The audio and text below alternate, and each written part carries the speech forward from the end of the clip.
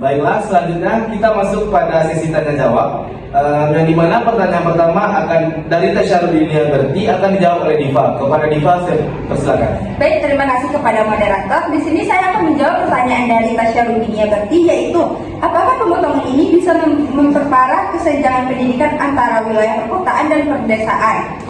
Tentu saja ya, pemotongan anggaran pendidikan berpotensi mempengaruhi kesenjangan pendidikan antara wilayah perkotaan dan perdesaan. Di daerah pedesaan, akses terhadap dan fasilitas pendidikan yang memadai, tenaga pengajar berkualitas, serta teknologi pembelajaran sudah jauh tertinggal dibandingkan dengan wilayah perkotaan. Jika anggaran pendidikan dipotong, maka prioritas pendistribusian sumber daya cenderung lebih berfokus pada daerah yang sudah berkembang, sementara daerah terpencil semakin terabaikan. Akibatnya, kualitas pendidikan di pedesaan bisa semakin menurun, memperlebar kesenjangan dan menghambat pemerataan kesempatan belajar yang seharusnya menjadi tujuan utama pembangunan pendidikan nasional. Sekian jawaban dari saya kembalikan kepada moderator. Baik, terima kasih saya ucapkan kepada Diva yang sudah menjawab pertanyaan. Selanjutnya pertanyaan kedua akan dijawab dari Amanda, akan dijawab oleh Bunga. Pada Bunga, saya persilakan. Baik, terima kasih moderator. Di sini saya akan menjawab pertanyaan dari Amanda Hendria Putri, di mana pertanyaannya yaitu bagaimana pemangkasan anggaran pendidikan yang dilakukan pemerintah seperti yang tercermin dalam Instruksi Presiden Nomor 1 Tahun 2025 dapat mempengaruhi kualitas dan akses pendidikan di Indonesia, serta bagaimana hal ini berpotensi mengancam masa depan generasi muda dan cita-cita pembangunan sumber daya manusia unggul menuju Indonesia Emas. Pemangkasan anggaran pendidikan sebagaimana tertuang dalam Instruksi Presiden Nomor 1 Tahun 2025 berpotensi memberikan dampak signifikan terhadap kualitas dan akses pendidikan di Indonesia. Anggaran pendidikan merupakan pilar utama dalam menjamin tersedianya sarana prasarana yang memadai, kesejahteraan tenaga pendidik, dan serta pengembangan kurikulum yang relevan dengan kebutuhan zaman. Ketika anggaran tersebut dipangkas, sekolah-sekolah di daerah terpencil dan tertinggal menjadi pihak yang paling rentan terdampak karena ketergantungan mereka terhadap subsidi pemerintah sangat tinggi. Selain itu, pemotongan anggaran dapat menghambat pelaksanaan program strategis seperti digitalisasi pendidikan, peningkatan kompetensi guru, dan pemberian beasiswa bagi siswa yang kurang mampu, sehingga memperbesar kesenjangan pendidikan antar wilayah dan golongan sosial. Lebih jauh lagi, pemangkasan ini berpotensi menjadi ancaman serius bagi masa depan generasi muda dan cita-cita Indonesia Emas 2045 yang mengandalkan kualitas sumber daya manusia sebagai motor pembangunan nasional. Dalam konteks bonus demografi, investasi di bidang pendidikan seharusnya justru ditingkatkan agar generasi muda memiliki keterampilan, daya saing, dan karakter yang kuat untuk menghadapi tantangan global. Pengurangan anggaran justru dapat menurunkan motivasi belajar, memperbanyak angka putus sekolah, serta memperlebar kesenjangan sosial ekonomi yang pada akhirnya melemahkan fondasi pembangunan jangka panjang. Tanpa dukungan pendidikan yang kuat dan merata, visi menciptakan sumber daya manusia unggul hanya akan menjadi retorika, sementara Indonesia akan kesulitan memanfaatkan potensi besar dari generasi mudanya. Mungkin sekian jawaban yang dapat saya sampaikan. Saya kembalikan kepada moderator. Baik, terima kasih saya ucapkan kepada Bunga. Selanjutnya pertanyaan ketiga dari Delima akan dijawab oleh Nia. Baik, terima kasih kepada moderator. Selanjutnya saya akan menjawab pertanyaan dari Delima Gusandina, yang mana pertanyaannya, jika pendidikan adalah hak setiap warga negara, mengapa masih ada jutaan anak yang tidak mendapatkan layanan pendidikan yang layak? Jawabannya, meskipun pendidikan diamanatkan sebagai hak setiap warga negara, kenyataan di lapangan menunjukkan bahwa jutaan anak Indonesia masih belum mendapatkan layanan pendidikan yang layak.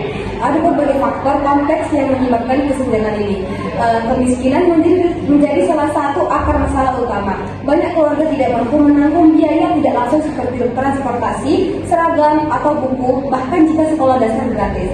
Kondisi ini seringkali memaksa anak-anak untuk bekerja membantu ekonomi keluarga daripada melanjutkan sekolah. Selain itu, aksesibilitas geografis juga memainkan peran penting, terutama di daerah terpencil dan pulau-pulau terluar. Kurangnya infrastruktur jalan dan transportasi membuat sekolah sulit dijangkau, dan seringkali jumlah sekolah maupun tenaga pengajar yang berkualitas sangat terbatas. Kualitas guru yang belum merata, fasilitas sekolah yang tidak memadai, serta kurikulum yang kurang relevan juga berkontribusi pada rendahnya kualitas layanan pendidikan. Di beberapa daerah, konflik sosial atau bencana alam juga dapat mengganggu proses belajar mengajar dan menyebabkan anak-anak putus sekolah. Terakhir, meskipun pemerintah telah berupaya dengan berbagai program, implementasi dan pengawasan di tingkat lokal masih menjadi tantangan. Dari data yang tidak akurat, korupsi dan kurangnya koordinasi antar lembaga seringkali menghambat penyaluran bantuan dan pemerataan pendidikan. Semua faktor ini saling terkait dan menciptakan lingkaran setan yang sulit diputus, membuat hak pendidikan yang layak bagi semua anak masih menjadi pekerjaan rumah besar bagi bangsa. Sekian jawaban dari saya kembalikan kepada moderator. Baik, terima kasih saya ucapkan kepada Mia. Selanjutnya pertanyaan keempat dari Azizah akan dijawab oleh Dea. Kepada Dea, saya persilakan. Baik, terima kasih kepada moderator. Di sini saya akan menjawab pertanyaan dari Azizah Jumaita Ayu, perwakilan dari kelompok 1, yang mana pertanyaannya ialah, jika ada pemotongan, langkah strategis apa yang akan diambil oleh pemerintah untuk memastikan bahwa kualitas layanan pendidikan tidak menurun secara drastis?